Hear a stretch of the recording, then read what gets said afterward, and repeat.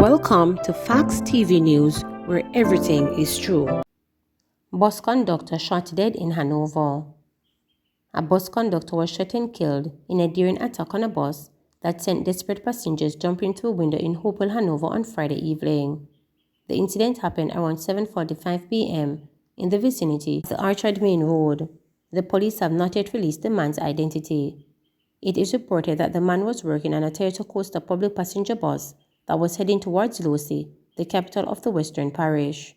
On reaching the vicinity of the Hopewell service station, a man posing as a passenger with whom the conductor was involved in an argument for much of the journey pulled a firearm and opened fire, eyewitnesses allege. The driver stopped the bus and the passengers alighted from the vehicle. Some jumped through the windows. The wounded conductor also ran from the bus but collapsed shortly after. He was later pronounced dead. High security presence after double murder on Crescent Road. A high security presence is being maintained on Crescent Road in Kingston 13 following a double murder in the area on Friday morning. 2 men were killed in the incident, which occurred sometime after 9 a.m. Another man who was taking his child to school at the time of the incident was reportedly shot and injured. St. Catherine woman in drinking spree to mark 21st birthday found dead. A St. Catherine woman who reportedly drank almost 2 dozen cups of an alcoholic beverage to celebrate turning 21 years old was found dead hours into her birthday on Thursday.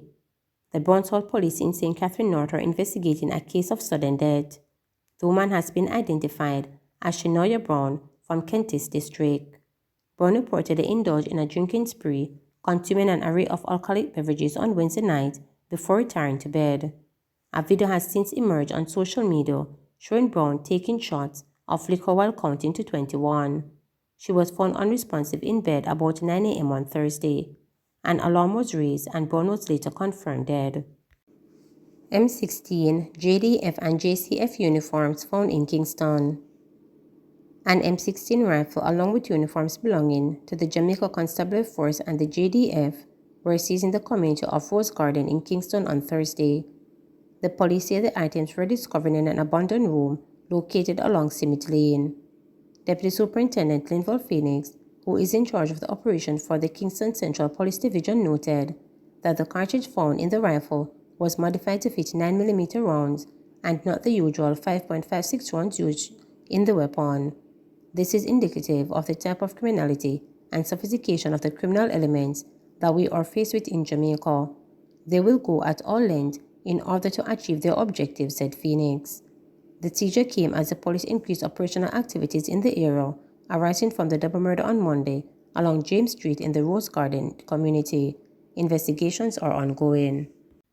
TAJ cancels Saturday opening amid severe weather alert. Tax Administration Jamaica TAJ has cancelled plans to open selected offices on Saturday in light of the impending bad weather. It said it has decided to take the necessary precautions to safeguard its facilities, staff, and clients. In a media release, TAJ said persons can do business online, such as payment for driver's license removal, fitness certification, traffic ticket, business-related taxes, and deductions and property tax, as well as electronically query property tax liabilities. Customers may also avail themselves of a range of other online platform options or use the direct fund transfer payment channel. All schoolboy football games off till Tuesday. All games scheduled for Saturday in the Issa Manning and the Costa Cup competitions have been called off after the island was put under a tropical storm warning due to the impending period of unsteady weather. Earlier on Friday, Issa had moved all the games forward to start 1 p.m., but later in the day they called off the games in both competitions, while the island expected to start feeling the effects of the weather system from as early as midday. There were 25 games scheduled for the Costa Cup and 8 more in the Manning Cup. Additionally, the government has ordered schools that are used as emergency shelters to be closed by midday on Friday. If the weather allows, the competitions are scheduled to resume on Tuesday, September 27. Court orders woman to pay $75,000 to baby father's other girlfriend. Them say man shot, but some of them turn win a pricky. Senior judge of the Kingston and St. Andrew Parish Court, Laurie Ann Cole Montague, said on Tuesday in response to a woman who stood before her accused of beating her child's stepmother with a board. The accused, 32-year-old Sandra Dwyer, was charged with unlawful wounding and malicious destruction of property, to which she pleaded guilty. She was ordered to pay $75,000 in restitution. The allegations were that on September 15, about 9:35 a.m., the complainant went to Fletchersland Police Station in regard to the report that she was made against her by Dwyer. The complainant, who is station attendant at the police station, said while she was there, Dwyer threatened her by saying, "Hey girl, watch when me hold you, watch me and you." The complainant said that after she left the police station and headed home, Dwyer attacked her with a knife, but a man intervened. According to the complainant, Dwyer walked away and then proceeded with a piece of board to hit her on the left side of her face and head, causing a wound that bled. She also alleged that Dwyer then hit her again with the board and she tried to defend herself. The complainant said she was assisted by a passerby to the police station, after which she noticed that her right hand was bruised and cut. When asked by the senior parish judge her version of events, Dwyer said the incident stemmed from when she told her daughter to go to her father's house for lunch money and was then informed by her daughter that the complainant slammed the gate in her face. Dwyer said the complainant and her subsequently got into a heated argument, resulting in the woman accusing her of being a prostitute, to which Dwyer told the court she responded by saying, "Yes, after me sell me, fi take care of me pikini." The accused also told the court that they were friends who used to eat and drink together. But this was quickly denied by the complainant, who told the judge that she loved that little girl like her own. The complainant, who has 2 children, for the man added that she treats all his children that are not hers with love and even, she said, use my own money to send them to school. I cried until I was weak and broken. Private Kishane Henry Sr., the father of 23-year-old Kishane Henry, who was murdered alongside his mother Kimisha Wright and her other children in June, will forever be haunted by the son of his son crying after him as he left for work after spending his second Father's Day with the baby. Henry, in a victim impact statement read into the records of the Supreme Court in downtown Kingston during the start of the sentencing exercise on Thursday for confessed murderer Roshane Barnett, said he had only left Wright and her 4 children at the house in Cocopis, Clarendon to return to work at Up Park Camp, the Jamaica Defense Force headquarters in St. Andrew, in the wee hours of Monday, June 20.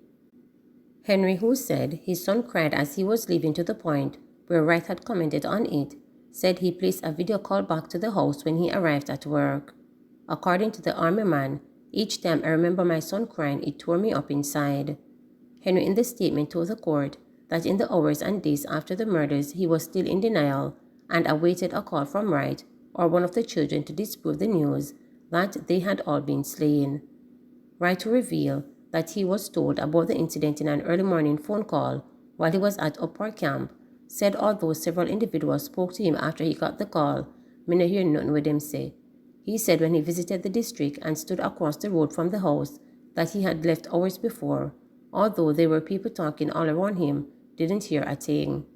The soldier said that while he was at the scene, he heard people saying Barnett was the killer, however, he did not believe. Nothing makes sense that day, he said, adding that even when he heard that Barnett had handed over himself to the police, he was still waiting for Kimisha or the children to call. Henry said he waited for days, and when no call came, I cried and cried. I cried until I was weak and broken. A sadness I had never known came down on me. I wondered how I would live without Kimisha and the children. I provided for my family. I need my family. Kimisha and I had so many plans, Henry said. He said he also wondered why Jet Barnett's alias would have killed the family. We were all living good. For 2 weeks, I could not eat nor sleep, he said in his statement. Henry, who said he received intense counseling from the JDF, still described each day as a nightmare. The funeral on Sunday, July 31, inside Stuart Hall Auditorium at Clarendon College, he said, was the worst day of my life. I was crying and angry. It was so hard to look at them in the casket. Henry, who said he first ran from the auditorium before returning to look, told the court. He said since the slaying of his family, he has been at a total loss. Since Kimisha and the children died, I received my June and July salary. I asked myself what I would do with my salary. I need my family. I am hurting and I am a broken man. I hope they will come back to me. I think of my baby, went through and the heart-wrenching, Henry said, adding that he hoped the court would hand Barnett the punishment he deserved. Barnett, who sat in the dock clad in a black t-shirt and stonewashed frayed jeans, was subdued for the duration of the hearing. He divided his time between pucking his pants legs and glancing furiously at the reports to the right of the dock, his reddish-brown head bowed for long intervals, his youthful bow slightly forward. The bodies of Wright and her 4 children were discovered inside their home with chop wounds and their throats slashed on the morning of Tuesday, July 21, by another relative. Barnett reportedly fled the area to Wilson Run in Trelawney, where he was apprehended. He was charged 3 days later based on a caution statement he gave to the police. Jamaica reports 36 new COVID-19 cases, 3 deaths. The Ministry of Health and Wellness reported that a suspected COVID-19 related death is currently under investigation, while 36 new cases were reported on Thursday, September 22nd. The ministry also reported 3 fatalities, which pushed the nation's total number of deaths to 3,304, and the total number of positive cases to 151,542. The deaths recorded were a 53-year-old male from Clarendon, a 94-year-old female, and a 92-year-old male from St. Elizabeth. Of the newly reported cases, there were 19 females and 17 males, with ages ranging from 12 days to 88 years. The cases are recorded in Kingston and St. Andrew 15, Westmoreland 5, St. Anne 4, St. Catherine 3, Clarendon 3, Manchester 2, St. James 2, St. Mary 1, and St. Thomas 1. There were 95 recoveries in the past 24 hours, bringing the total to 98,643. Currently, 76 people are hospitalized, 16 of whom are moderately ill, 2 severely ill, and 1 in critical condition.